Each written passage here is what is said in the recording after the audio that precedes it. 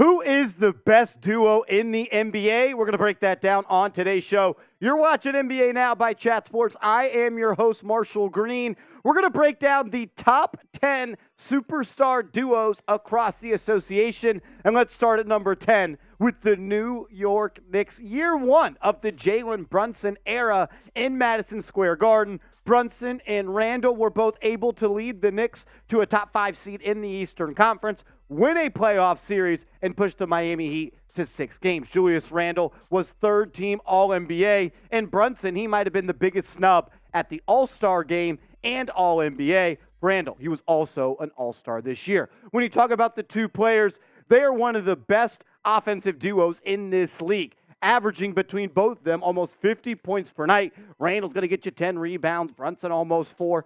Brunson, 24 points, 6 assists. He has emerged as one of the top point guards in this league, and it's in large part due to the efficiency that he's able to have every single night, almost 50% from the field and just below 42% from the deck. Randle got back to that player he was in the 2020-2021 season, where he averaged 25, 10, and 4 and was very efficient as well. I believe Brunson and Duo are on this list because of their offensive firepower. Either one of them can go for 30, 35, 40 any single night, and we saw that time and time again in the regular season. Brunson can be the engine of the offense as well as Julius Randle, and them together is one of the most lethal duos on the offensive side of the court in the NBA. A duo that might be more lethal than them, although it has been a limited sample size. What about Luka Doncic and Kyrie Irving coming in at number 9 on the Chat Sports list of the top 10 duos? They only played together in 16 games this year. They were 5-11 in those games, but we know that if Luka is locked in, ready to go, and loaded, he is one of the best, if not the best players in this league. And when Kyrie is also focused and has his mind set on basketball, he's one of the best scoring guards in this league. In the games together, Luka gave you 30-plus points. Kyrie gave you 26.5, both really efficient. And they can also not only carry you offensively when it comes to points scored, they can set the table better than a lot of people in this league, both averaging over 6 assists. I'm expecting the Mavs to be much better this year compared to last year when they couldn't even make the play-in. I want to ask you guys this question, though. Let's see how far out our NBA audience spreads. Shout out your favorite team down below in the comment section. Maybe the team that gets the most comments, we'll start an NBA channel about them here at Chat Sports. So shout out your team down below at the pinned comment right now. Moving on, number 8, we have a team out west, the Sacramento Kings. De'Aaron Fox showed why he is one of the best point guards in this league, and Sabonis had another stellar season in the league, this time for the Kings. They weren't able to advance in the NBA playoffs, and when you talk about the production between these two, it's hard to dispute. Fox, 25 points per game, 6 assists. Then Sabonis took his game to another level this year. He was able to affect the game in so many different ways. 19 points per game, 12 rebounds, 7 assists. The pick and roll between these two is incredible, and I also think that these two guys mesh really well together, and I think the ceiling is limitless there in Sacramento, and I'm going to be looking and watching this team, seeing how many times they can light the beam in this upcoming season.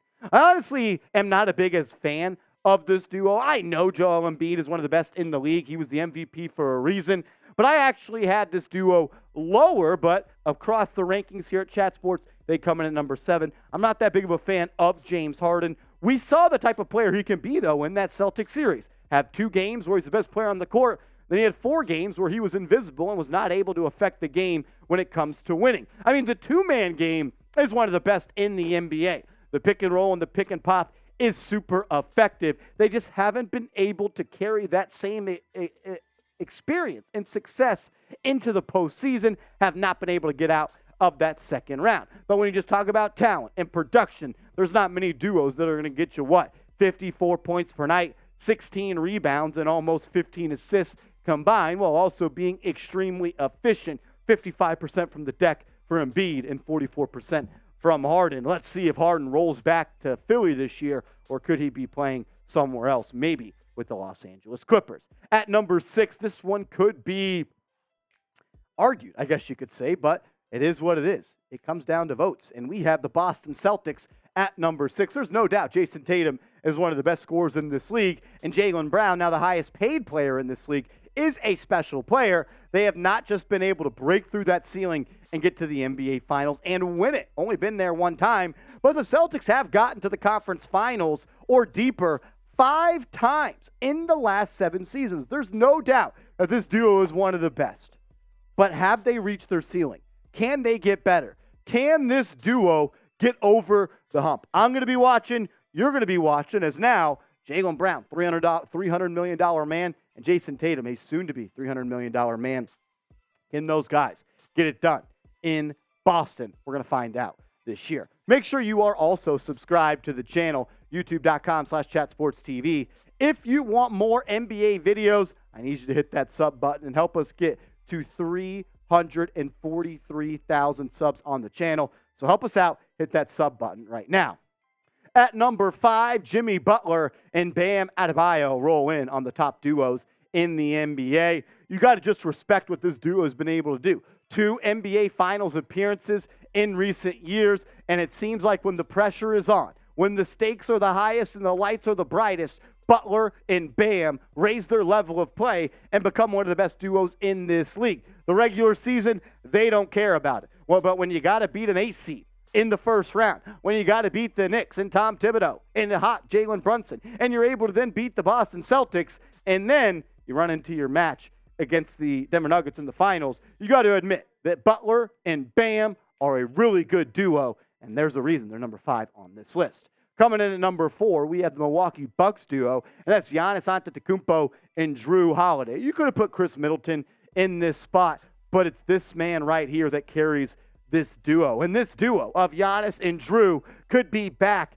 near the top next season. My prediction actually win the NBA Finals this year is the Milwaukee Bucks. I think the story has written itself. I can hear the NBA announcer saying it right now. Giannis, after losing in the first round as a 1 seed, went into the offseason, worked hard, worked on his game, had the speech about failure, and came back to hoist another Larry O.B. They are dominant, no doubt about it. I mean, there's not many players in this league. They give you 31, 12, and 6, while your counterpart gets you 20 and 7, while also being, if not the best, one of the best perimeter defensive guards in the NBA. I think Holiday is underrated. I think he's a bucket. I think if he wanted to score more, he could. I like the way he's added playmaking to his game, but when they want to, this duo can lock down in the defensive end, and that's why we have them at number 4.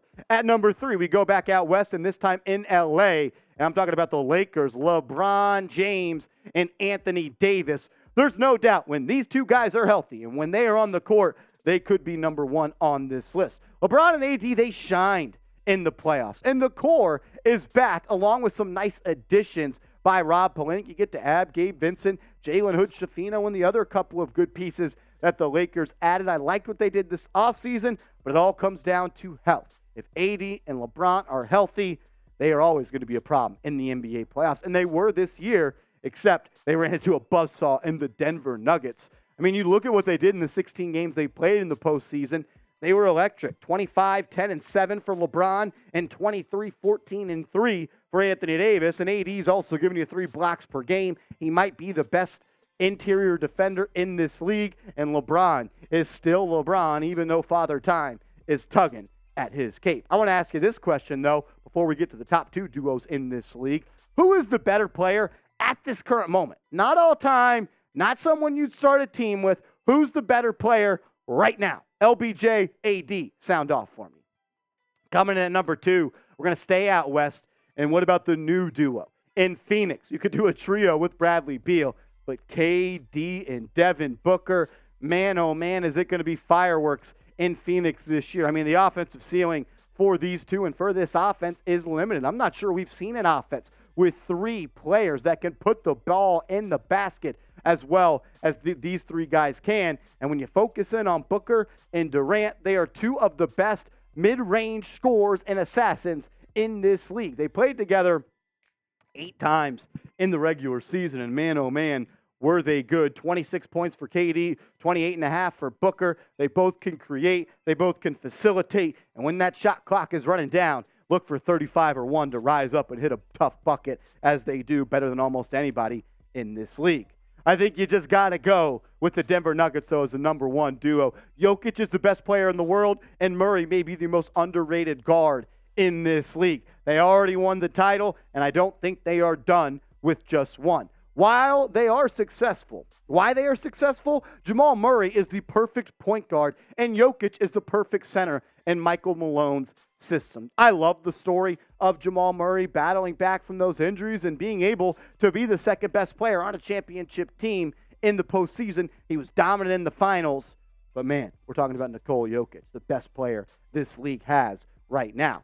24.5 points per game for Jokic, 12 rebounds, 9.8 assists, 63% from the field, and 38% from three. And Murray in the regular season gave you 20 points, 4 rebounds, 6 assists, while he also shot almost 40% and 45+% from downtown. You could argue who's number one, but these guys, they have the hardware to prove it. So overall, these are the top 10 duos. You got Jokic and Murray, KD and Booker, LeBron and AD, Tatum and Brown, Giannis and Holiday, Jimmy Butler, Bam, Joel Embiid, Harden, De'Aaron Fox, Sabonis, Luka, Kyrie, Brunson, and Randall. Some teams that almost made the cut. You could put the Golden State Warriors in here, Steph Curry, and any of the other stars that they have on that list. You could have went with Ja and Jaren Jackson or Ja and Desmond Bane. There's a couple of other teams that were honorable mentions to this list, but I'll ask you right now, who do you think is the top duo in the NBA right now? Sound off for me down below in the comment section.